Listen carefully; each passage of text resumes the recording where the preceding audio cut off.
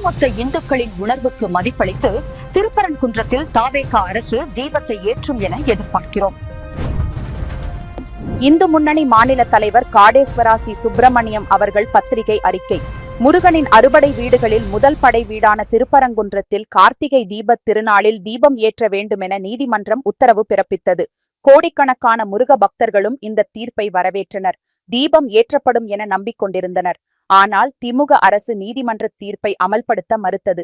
இந்துக்களின் நம்பிக்கையை ஏற்க மறுத்தது. நீதிமன்றத்தை அவமதித்தது மூலம் தமிழகத்திற்கு தலைகுனிவை ஏற்படுத்தியது. தற்போது திருப்பரங்குன்றத்தில் தீபம் ஏற்றுவது பற்றி தனிநபர் தொடர்ந்த வழக்கில் தமிழக அரசின் நிலைப்பாடு என்ன என்பதை ஜூன் 22ஆம் தேதிக்குள் தெரிவிக்க வேண்டும் என உயர் நீதிமன்ற மதுரை கிளை உத்தரவிட்டுள்ளது.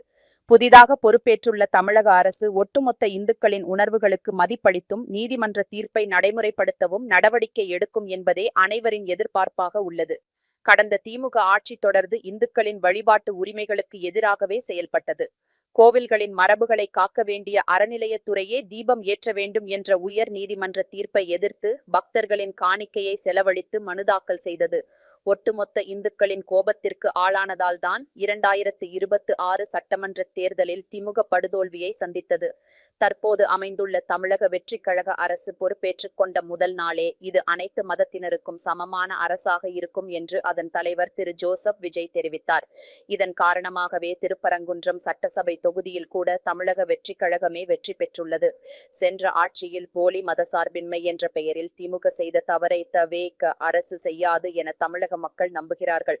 அனைத்து மதத்தினருக்கும் அவரவரது வழிபாட்டு முறையை பின்பற்ற உரிமை உள்ளது.